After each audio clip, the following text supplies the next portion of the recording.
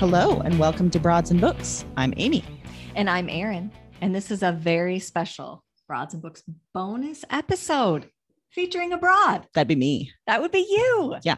Because Amy's debut short story collection, Dig Me Out, is available now. It's weird. The day it's that weird, you can Erin. see this, it's been out a day in the world. Yeah. An entire day. An entire day. It's 24 hours. Yeah. Because that's how days work. That is correct in Yeah. terms of time. Yes. Yeah. Yeah. Mhm. Yeah. And we thought that the listeners might enjoy hearing from you at this really important time. That's what we're banking on. So we'll see.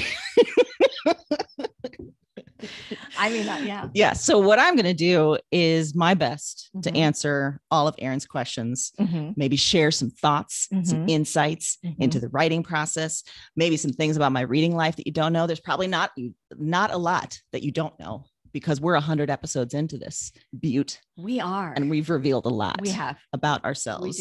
We do. And I will say the tables are turned and this feels weird. I'm not sure how to feel about it. A little excited, a little weird, little rumbly in my tum-tum.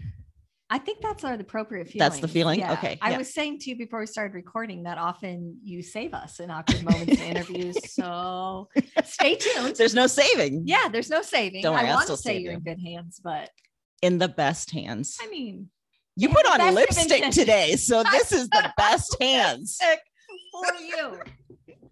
For you. Oh, I feel very safe. I feel very protected.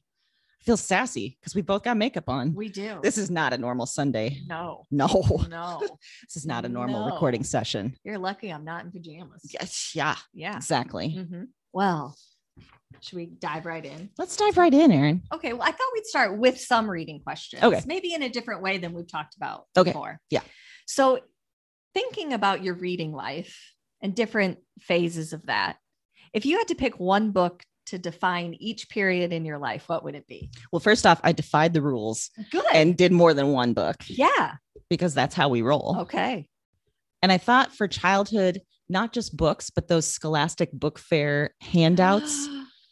That feels like, because I don't ever remember really what I bought from those, but I remember No. the feeling of having them Yes. and the possibility as you're Mhm. looking in the pages, like so many books. Yes. I love it. That day was It was a glorious day. the best day. And I think maybe I was allowed to get one Mhm. each time or something Mhm. because my parents are like, this one, she needs more than the stuff that we've got at home. Yeah.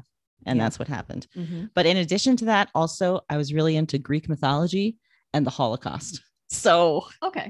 All right. Good. Yeah. All right. so I had two really big books about those. And that was my childhood. You know what? That's kind of great though. Mhm. I mean, because Greek mythology, I mean, that's a basis for a lot of literature. Sure so is. you were really setting yourself up for Yeah. great success. I liked all the weird drama. Yeah. It's like these families are messed up. Meanwhile, I was like, Sweet Valley High. Yes, please. Well, I was also doing Babysitter's Babysitter's Club. Club? Yeah. In R.L. Yeah. Stein, prescriptive fiction, no problem. Yes. Christopher Pike, here I come. Yeah. And then in my teens, that's when I really got into like Stephen King Oh, and yeah. Dean Koontz Yeah. and stuff like that, because it Sure. was like the prescriptive, but it was really dark and really like twisty. Mhm. Loved all of that. Yeah. That was my teen years. Mhm. And then I think like early adulthood was Handmaid's Tale. Because I That think makes I've sense. told listeners before, Mhm. I read that when I was like 12 or 13, which is not the ideal demographic for It that seems book. early. Yes, it was indeed early. Yeah. And I didn't get a lot of it, but I got enough to know that like, this is awesome. This Yeah. is really cool. And then, yeah, I just kept reading it every few years. And then more and more would make sense. Like, oh, Okay. yeah. That's what I was going to ask. As a Uh-huh. follow-up question is, do you remember the first time you read it and thought, oh, I've been missing some stuff here? Yes. Like once I got into my 20s and actually started like a job and the plot point about all the women losing their jobs and the money taken away unless you had a man, I was like, oh, this makes more sense now. Mm-hmm. It's devastating. Yeah. So yeah, it's a long and varied list. I like that though. The books. I think that we've learned that with a lot of writers, that it's varied. People's reading lives are varied, and that's good. It brings a lot of different things to the table. Then. And I think probably both you and I marked by the fact that we read things way early Yeah. than we should have. Mm-hmm. Because Yeah. we were just looking for anything. Yeah. And that often involves some smut Mhm. and some Mhm. dark stuff. Mhm. Yeah. I'm not opposed to it. No, not at all. Okay. So thinking now, like you said, The Handmaid's Tale, you understood more of it later. Is there a book that you've read as an adult that you wish that young Amy had read or was around for young Amy to read? And again, I defied it and said 2. Oh, well, good. First one is Dietland. Yes. I wish. Wow. Yeah. Don't you wish like younger us had read something like that? Yeah. Because it's all like we've talked about this. It's all about diet culture, how messed up it is, how fat phobic our culture is, and how it's based on these ideas that are just straight lies. Yes. And yeah, I think that would have blown my little head apart. Yeah. And would have maybe changed some things about how I approached my sense of self, my sense of body, all of that. Yeah. It would have, at the very least, raised some questions earlier about what we were taking. Made me wonder, like, do I have to count all my calories every day? Oh, no, maybe I don't. What? Revolutionary. Yeah. Yeah. And combine that with Trainwreck, the book Trainwreck. Oh, yeah. I wish that that had been around or that I had read something like that because, you know, as we talked about when we mentioned that book, that sense of like you're always having to compete against other women or cut down other women, like that's built into our culture. That book changed how I felt about that.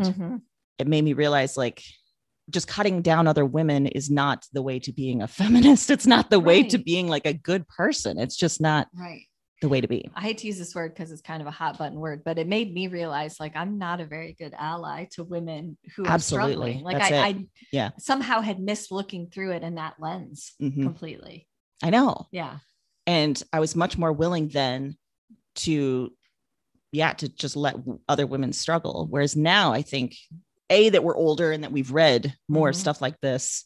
I'm much more willing to, be that ally. Yeah. Yeah. Those are two great. I can't even imagine how different. Like if we were teens and we had read that, or if we were even in our early 20s, it would have been very different. Yes. Okay. When you walk into a bookstore, you're not there for anything specific. I love that. What book are you most likely to buy? I'm going to judge a book by its cover. Yes. I'm going to look for the covers that jump out at me, that look weird, that look colorful, a good title. Okay. And I think that's, it's superficial as F, but that's where I'm at. Yeah. Is that what you do when you go into a bookstore? Yeah, I think so. I think you kind of I mosey around. There's no real rhyme or reason to it until I find something that sort of sticks out to me. Yeah. It's usually what happens is I get attracted to the one that's outfaced. Yes. But then I find one next to it that's more interesting. Because having worked in a bookstore. That's right. Your B. Dalton days. I can tell you that at least when I was doing it, the outface books were done purely on size. I need to turn this so that I have this much space to get. Oh, so there's not a creative director like organizing what? Okay. Yeah, that makes sense. No, they would just tell us like every so often face one out and make it space out. So, did you like that part of it? Like organizing and like, I actually really enjoyed the shelving part. Yeah. Because you could see new books and you're organizing them. And I was way back there, not customers. I was just in a, I loved that part. I loved the unboxing in the back room, opening and finding out what new books got sent. I mean, to be honest, young Erin really squandered that opportunity. Because me now in a bookstore. Oh my God. It would, I would owe them money, I think, every day. I'd be like, I bought 16. Is that right? I bought 16. Okay. All right. Well, I worked for free for a month. That's fine. Yeah. I mean, if only we were a little more, lackadaisical with rules and just stole the books straight up. But then, now that we're in this world and we realize, that's cutting people out of money. That's no good. Right. That's no good. Yeah. That doesn't feel so good. No. Well, we're going to turn it a little bit to something that we haven't really talked about a lot outside of maybe some of our author interviews. We don't talk about a lot on the podcast. We're going to talk about writing, specifically writing and your writing process. Yes. When was the first time you remember thinking, I want to write? I have the book experience and I have other experience. So when I read The Handmaid's Tale, I think I remember thinking like, I don't get all of this, but I love it. And I want to do it. Like, I want to write this. Yeah. But also before that, because I think I was, like I said, 11 or 12 when I read that. Before that, I was constantly stealing stuff. Like I'd hear a song, like the Tears for Fears song. No, it's not Tears for Fears. Thompson Twins song, Hold Me Now. Okay. like that was playing on the radio all the time. Yeah. And so I decided I was going to write a song, and all I did was just change the words around slightly. Same music. Okay. Same tune. Okay. Pretty much the same words, just maybe swapped around a little bit. And then I was like, oh my God, I wrote a fucking song. That's called a remix. Yeah. Well, not in the 80s. That was just plagiarism. But I'm saying you did the first remix. Yeah, I did. I also did this with TV shows. I remember there was a Growing Pains episode where like I then afterwards like went back and like wrote an alternate final scene, but it was basically that same scene with just the words moved around. That's kind of amazing. Yeah. That's what you thought to do. It was like, I'm going to write this alternate, because I think for someone who reads a book and says, wow, I don't get all of it, but I want to do that. That feels almost like you were meant to do it, that it sparks that kind of creativity. Because I think for a lot of people, when you read a good book, for me, I'm like, wow, I could never do that. That is amazing. Well, I still have that feeling. And then it makes me feel like, oh shit, I got a lot to learn. So it's, humbling experience. Right. Yeah. I also, did I ever tell you about the magazine parody that I wrote? Yes. Okay. Yeah. So that was, I think, part of the writing process too. I wrote based on like my mother's Good Housekeeping and Cosmopolitan. I wrote a magazine on loose leaf paper bound together called Weird Woman Magazine. And it was basically like all of the elements of the magazine. Like there was a business reply card with like, yes, I want to be a weird woman, and like articles about being weird. Like I think I was 10. So I don't know what was happening there. There was like some chip on my shoulder that I felt like I had to defend. And I went for it. I like that. That's the medium you chose though. And it's kind of a throw to, if you pre-ordered your book from the publisher Atelier 26, you got a zine of one of your stories. I did a zine, which is called Weird Woman. Kind of cool. Yeah. Who knows where that is today? Probably incinerated. I wish we had it like Adie Bryant did all of her journals, that we could share it. Yeah. That's a gem. That would have been great. Some very nice visuals for this. I think so. Sadly, no, it's not, doesn't exist anymore. I think maybe we're looking at this wrong. Oh, I think you wrote The Diet Land of Our Ages. We just didn't know it. I mean, I was, in all seriousness, even at like age 10, I was like picking up on things from women's magazines. Like, this is weird. And like, this is presented this way. And I remember like doing an ad for some ridiculous beauty product. And then next to like an article, basically making you feel like shit about yourself. So I was sort of doing that. I was like, oh, this is what women's magazine. You got to make them feel like ass. Yeah. And then you got to sell them something to fix that feeling like ass. Yeah. Okay. So you mentioned Handmaid's Tale, Margaret Atwood. Are there books or authors that influence Dig Me Out specifically? Yeah, I think so. I mean, besides Margaret Atwood, because she influences everything that I do. Andrea Lawler. Oh, yeah. So when we talked to Andrea, that was amazing. Yeah. I had to really like hide in my fangirl. Because when I read Paul Takes the Form of a Mortal Girl a few years ago, that really blew things open for me in terms of the way that the book explodes gender, but also like uses a bit of genre, a shapeshifter to go about it. I really loved that. Also love Carmen Maria Machado, Her Body and Other Parties. That got me thinking about what a story collection could really do, and the way that she combined all different kinds of stories. That was really exciting to me. I love Dick by Chris Kraus, because that was one of those that we've always talked about. We like when books do weird formats and different styles and everything. And that one was so unique in that way that I wanted to do some of that myself. And I think Ray Bradbury too, because he knew how to tell a story. Yeah. Powerful, powerful story in like 9 or 10 pages. Yeah. And have read him my whole life too. And it's fantastic.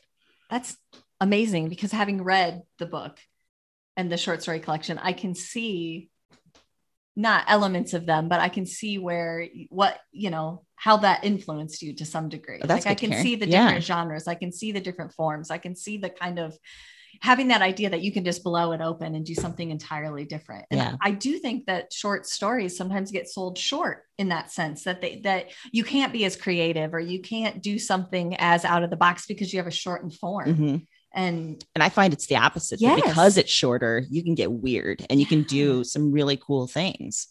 And that's what really appealed to me about this. Yeah, that's amazing. It's how satisfying to be able to take something that you've read and then use that, to really propel something else forward. And I think, when we were talking about like when I was just straight up stealing stuff when I was younger. I think that was part of like finding your voice too, is like the first stuff that I would actually write was like poorly made copies of Margaret Atwood or like poorly, you know, made copies of Ray Bradbury. So it just took a while to like have those influences, but not just straight up plagiarize them. Right. Yeah. Yeah. I just think that that's so interesting. I think that's an element of writing and reading that sometimes we don't get to talk about as much because we're talking about the books, but the idea that you can get so much, not even just for writing, but ideas or feelings or new perspectives from reading, which is one of what I think is one of the most rewarding parts. I mean, yeah, some of it's just pure entertainment, but sometimes it's really, like you mentioned, Dietland and Trainwreck. Some of those are actual game changers in the way you view things. Definitely. And frankly, and I'm not just saying this because I'm interviewing you, but I would put Dig Me Out in that category. I would. I'm not. Just I'm glad we've recorded this. I'm sitting right here. Yeah, you're sitting right here and looking at my face. Right? It feels like if I was on my lower self-esteem days, I'd be like, she's just being nice because she's staring me right in the eyes. Yeah, no. Okay, no, all right. I wouldn't do that. That's fair. I'd just be like, yours is great. Okay, next question. You wrote a book. Oh my gosh, it's in the world. Okay, moving on. Okay, so we talked about books, authors. Are there pop culture favorites that influenced Dig Me Out? Yeah, I think I really liked Black Mirror, the show. Yeah. That, you know, is now on Netflix.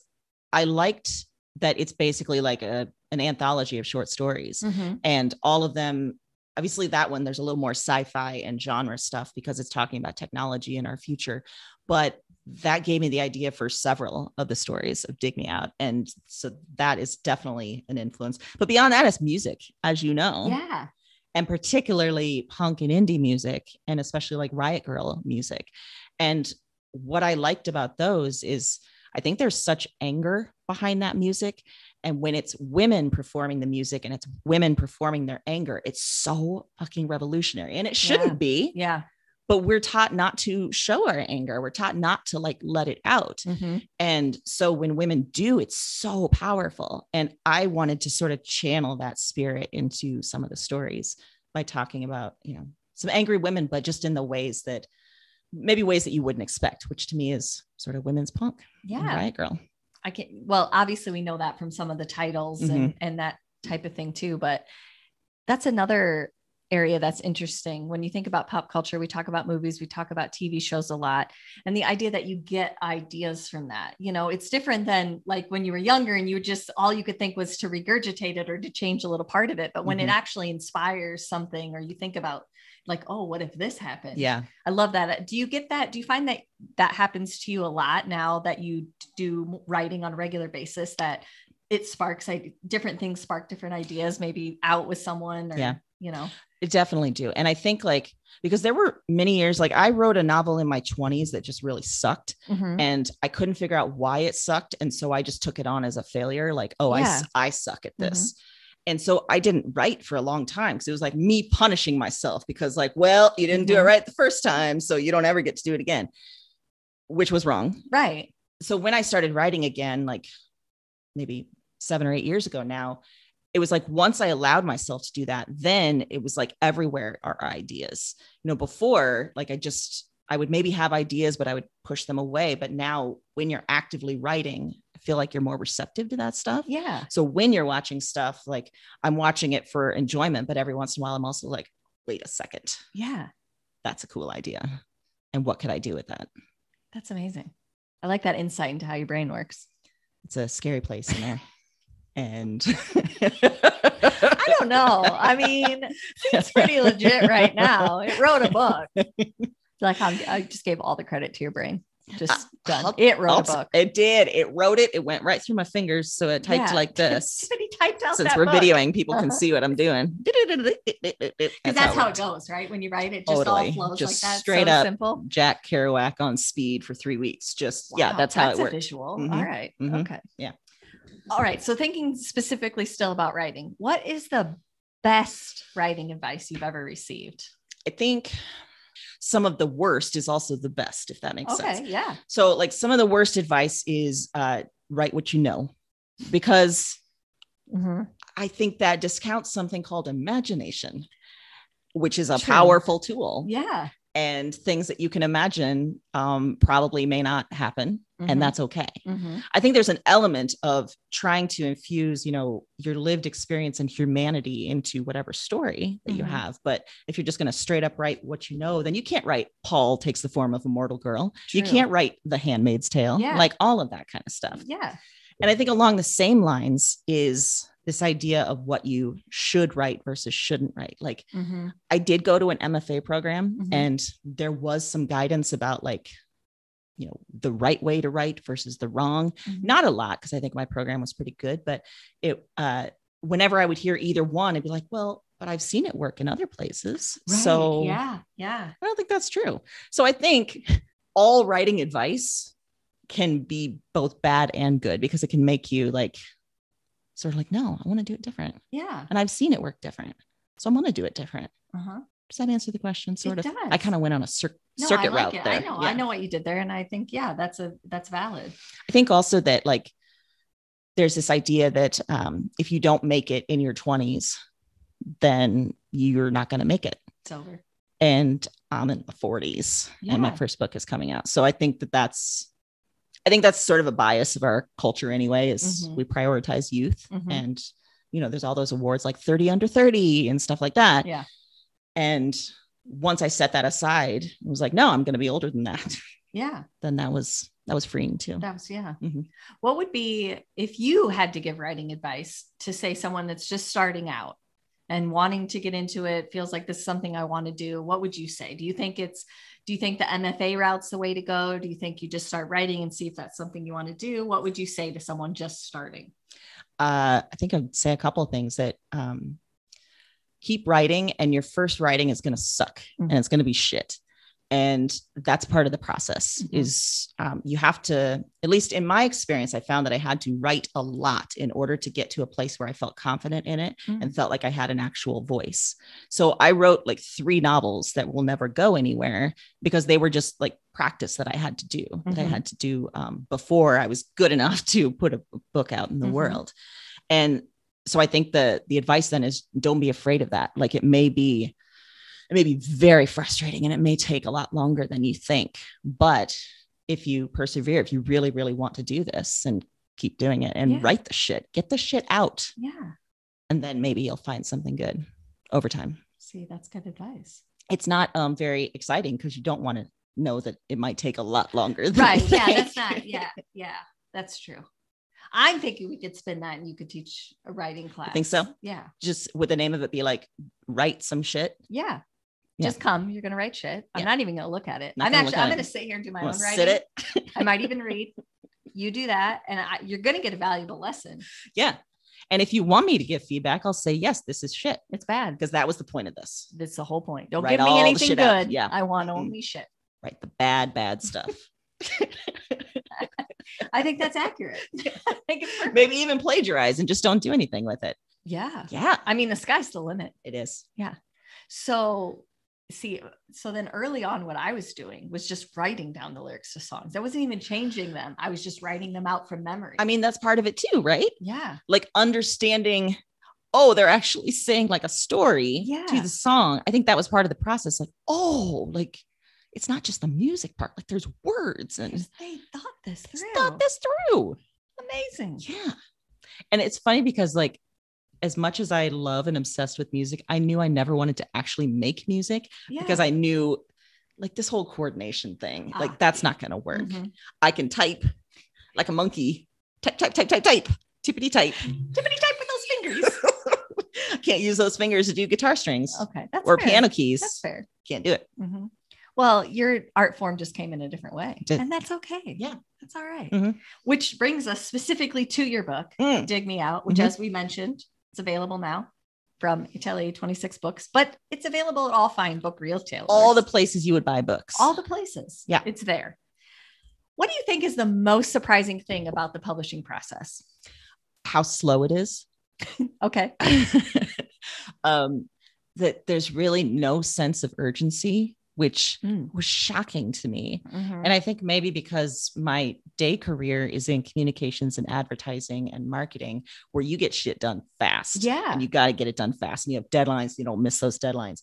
And so like the idea that I would sign a book contract and then my book wouldn't come out for a year and a half, which is still kind of fast for some publishing houses, was shocking to me, as well as like, it's not a straight line. You know, I think that so many of us are told that you need to get an agent, then you need to do this, and then you need to do this. And there's a specific set of steps. And we may get into this, but I found that wasn't necessarily the series of steps that I needed to take. Right. And that I could call timeout and take a different path. But it's slow, Erin. It's slow. That is not something I would have known without knowing the process from you. And I was surprised about that too. Just at the length that goes in between things it's a lot different than you would imagine. Yeah. I think because we live in a very urgent society, right? Yes. We're used to things being done very quickly and get it out there, do it fast and beat the next person. So for the most part, those hardcover books that you're getting from the store, that author finished writing that probably 2-3 years ago at the latest. And the last couple years has just been creating everything around the book to get it out there. So it's another thought then too, that like when we're talking to authors or when other people are talking to authors, they're like, wait, what did I write? That was so long ago. That was years ago. Right. I don't even know. They're working on a different project. They're thinking about it differently. Absolutely. How long have you been working on this book then, when we talk about it being slow? Like, what was the original idea and how did that change when we got to the finished product? I started this in 2017 and I started as part of my grad school program. And I wrote it between 2017 to 2018. So about a year, maybe a year and a half. And then for the year of 2019, I did work with an agent. And there was a lot of good that came out of that. But there was also a lot of like, this just isn't where I want to go. This isn't what I don't think we envisioned the same sort of future for this book. And so after that, in 2020, I found the small press that I'm with. And so it comes out now. So the writing started and was finished pretty much between 2017 and 2018. Okay. Yeah. Did the finished product change a lot outside of, we are aware there's a normal editing process and stuff, but the idea is basically the same. Same. Yeah. Interesting. Yeah. And some of the stories had been published in other places, and the final versions that you see in the book are probably different from those. Okay. But not significantly. Right. Yeah. Okay. Just maybe tweaked or things here or there. What would you say has been your favorite part of this process, or the part that you enjoyed the most? There's two things. I really do like the creation process where like I would come up, because one thing I maybe didn't explicitly say is that each of the stories are named after songs. And when I would make that connection, when I was writing it and I was writing the story, and then I realized like, oh, this is the perfect song to tie to this and the title. And there were those moments of like, God damn it, I know what I'm doing. This is awesome. It felt really good. So those moments of creation were kind of fun.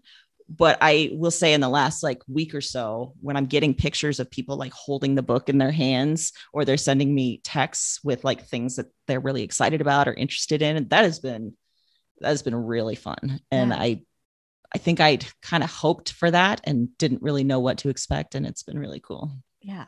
It has to feel so gratifying to have, because you write these stories, they're on your computer, they're on a piece of paper, and then to see it in a final product that someone that you don't even know can pick up and read. I know. It's kind of like, and that's where like, so far it's mostly people that I know that have been sending me stuff. It'll be really interesting to see how it gets out into the world. And if I hear from other people, and that'll be interesting.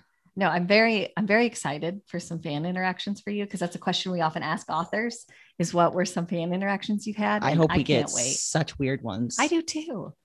Because then we can share them. Yes. On our podcast. And I see the potential for some of the things, like Mona Wad jumped to mind, that somebody drew, the bunny, or they had a bunny tattoo. Yes. You have some imagery in there that I think could feed that fire for someone. And that could be great. Yeah. I got a tattoo. I was going to say, you have the quote unquote logo, I guess you could call it. Show the video. There it is. We're so it's good real. on camera. Do you want me to? Yes, because like I love the design of the book so much. I loved how it turned out. Yeah. And I was like, well, I need to mark this on my body, because that's how I do things. Yeah. I think it was a solid choice. Thank you. Yeah. How would you say that this process has changed you as a reader or even as a podcaster, knowing that we do a podcast about books? Mm-hmm. I think that when I read, I can't always shut off the writer voice in me. Mm-hmm. And that means not necessarily like, oh, I would have done differently. No, it's mostly like, God, I wish I could write as good as this person, or I wish I could do this, and these days I haven't been able to read much because I'm just in a weird, fragile state. And I'm like, I don't want to be reminded that there's so many other really, really great writers out there. Yeah. And that maybe I should have done something different. So I think there's a bit of like appreciation and like, just like, wow, how did they do that kind of thing that comes from a writing place and a writer's voice. But then as a podcaster, I think because I've gone through this process, I have so much appreciation for the writers that write these books and realize like how much work goes into each of those books. And I love that we are, that we made the decision to be positive in what we recommend, because then it's showing not only that we love the finished product, but man, we appreciate all the work that writer went into to create that finished product. And it's really cool. Yeah, I can see that. I feel that way as a reader. We talked about that a lot, that we're a lot more willing to abandon a book if it's not speaking to us. And I feel like that part of me has really been honed by the podcast. So I have to imagine that, as a reader, that experience, or as a writer, that experience of reading has to take on sort of a whole new life in a way. Yeah. Like you said, right now, you're not, you're at a very high time, it's coming out. So I can see like, no, I need a break. But then I can also see that it just changes how you view how someone put all that together. Yeah. Yeah. And I've discovered that as a writer, I read the acknowledgments more than a lot of other readers might. Yeah. I brought this up to book club once. I was like, well, she said in the acknowledgments this, and they're like, what are the acknowledgments? I'm like, oh, okay. See that? I'm looking at that as ways to be, because I get to write one of those one day and I got to figure out what to do. And so I'm looking for, like, as a writer, I think I'm looking for more sort of behind the scenes stuff too. Like, how did that happen? Right. Who helped with that? And I'm always fascinated when we talk to authors to hear about their writing process. And I guess that's something we didn't specifically ask you. Do you have a specific process? Like, do you set aside a certain amount of time a day? How does that work for you? Because you work a pretty demanding job from home that takes up a lot of time. So how do you carve out creative space or switch back and forth? Right now I'm not. Yeah. So there's that. Well, but I think what I try to do is I really do try and organize my day in chunks, because there is, so much that we're doing. And I find that I can write a little bit later afternoon and sometimes at night as well. But it really depends on, there's some times where I just sit down and there's just nothing. Yeah. And I can sit there and I can feel like shitty about it and be like, God, I wish, what is wrong with me? Why can't I write? Or if it's just not coming, these days I'm just letting myself be like, it's not coming. It's fine.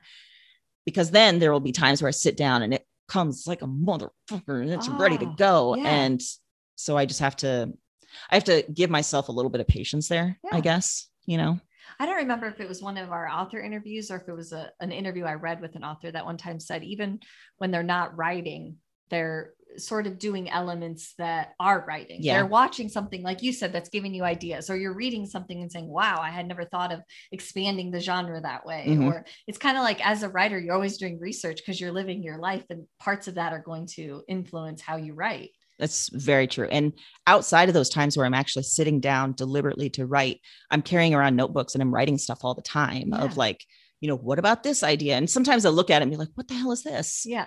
No. It's just dumb. Sometimes I look at it and be like, okay, there might be something there. Yeah. But either way, I'm writing stuff down and thinking about like, okay, maybe I'll grapple with this the next time I sit down to write.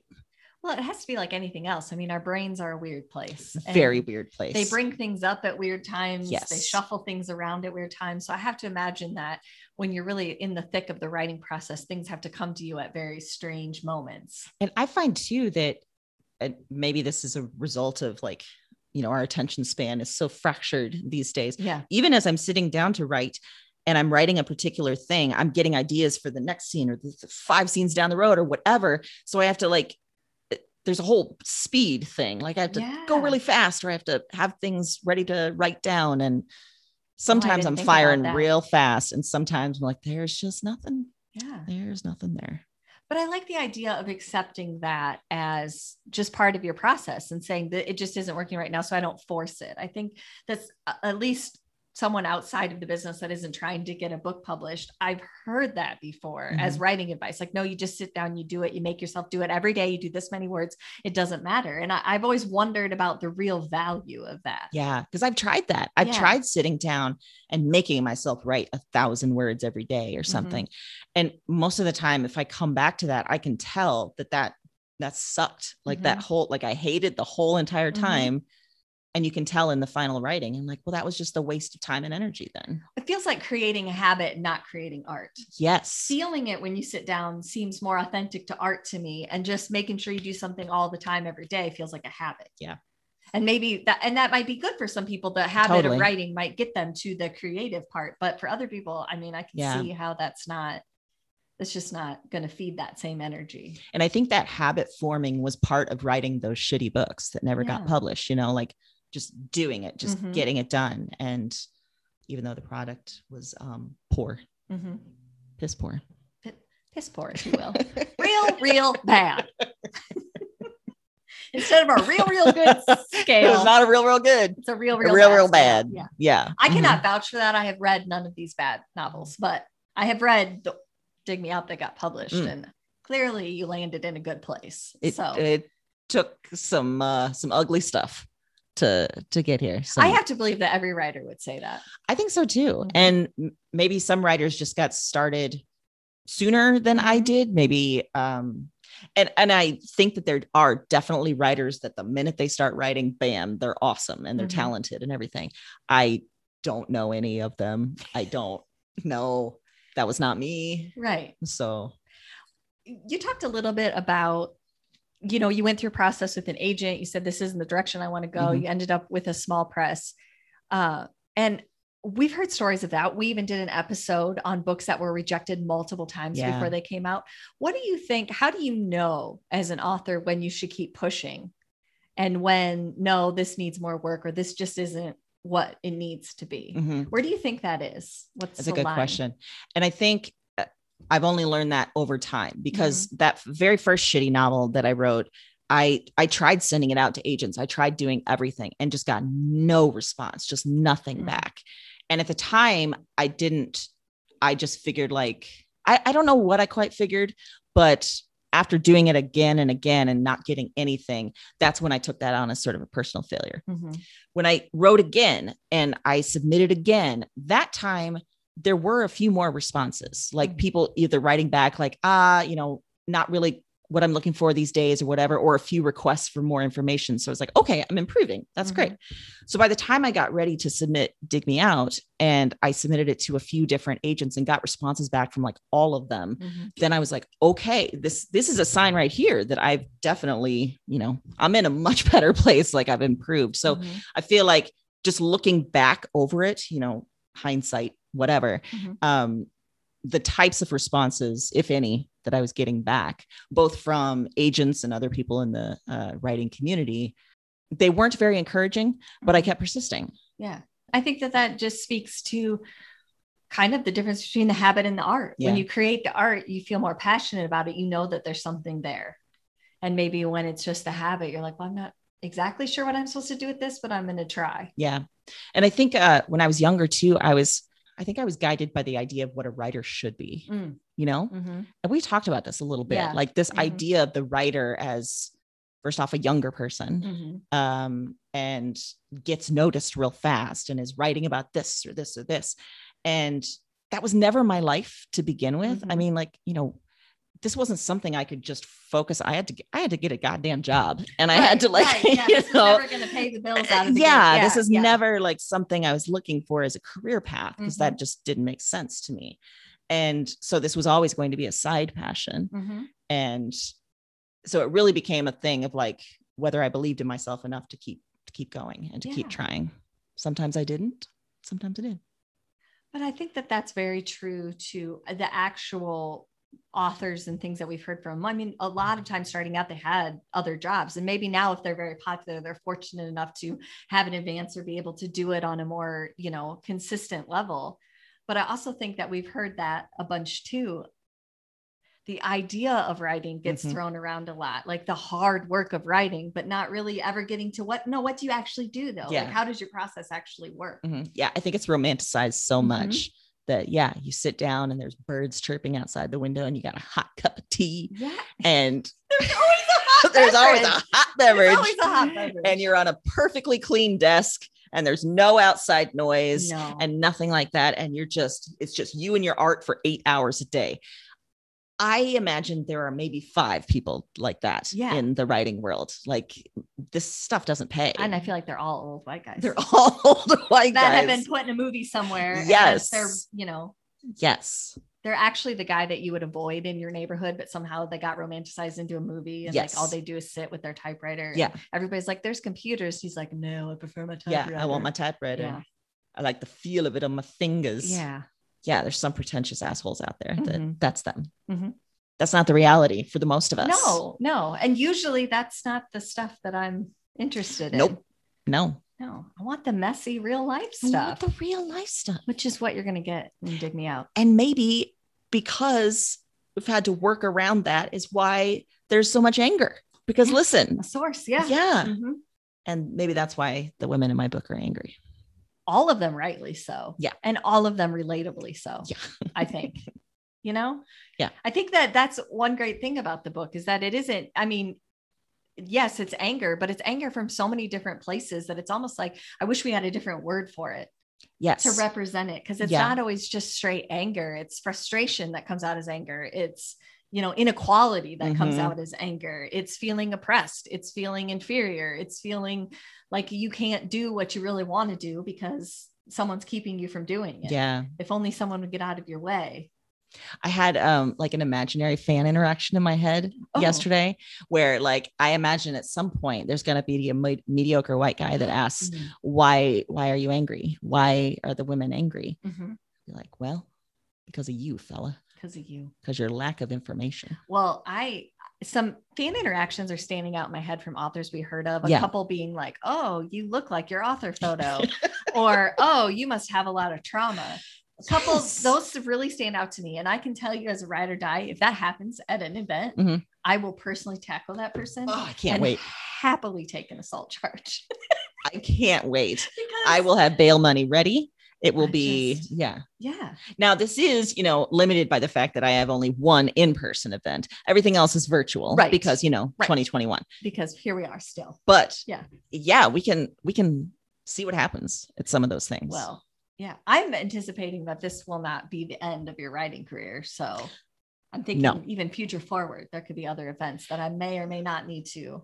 That's a good point, because the other things that I'm working on continue this theme and get a little even more in your face. Ooh. So we might get some nice mediocre white guys coming at us. I mean, you brought it up. So is there anything you can tell us about what you're working on? I have a novel that I'm working on, and that's all I'm going to say about that. Okay, that's fair. That's fair.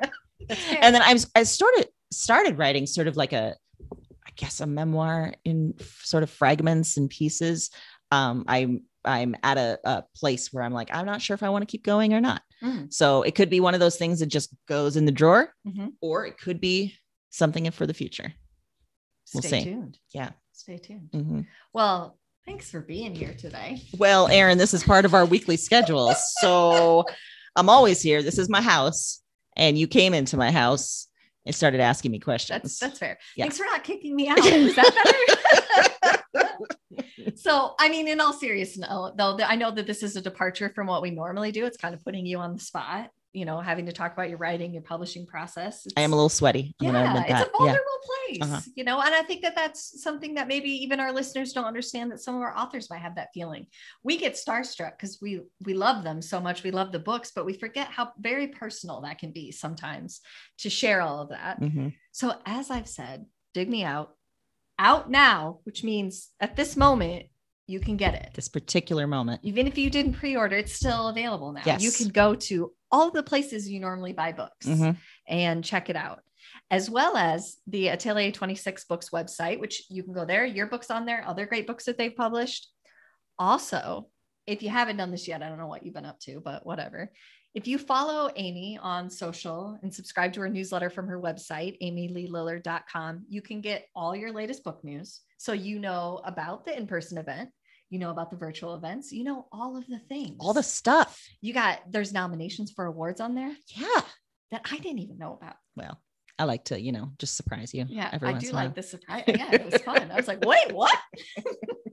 So you can get all of that. So if you haven't done any of that, you definitely need to do that. And I do believe, is there a link to your website on Broads and Books? Right? There is indeed. Yes. So if you're not familiar with how Google works, I guess, I don't. I'm trying to throw you a bone. There's a million ways to do it. So do it. And it's in our show notes too. I'll make sure of that. Yeah. Because that's where we're at with technology, is I can include my own personal link in the clicker. Yes. But in case, one more time, amyleelillard.com. Thank you. And we'll be back next time with a regular weekly themed episode. It will not be about me. It'll be about other books. It'll be our thing. We might work it in. Who knows? Well, that's true. I mean, who knows? It could be 2 weeks of weirdness that we might want to talk about. We might. You never know with us. And that's why you keep coming back. Admit it. So in the meantime, I like the pointing. We want you to the video to come back next week. And in the meantime, happy reading.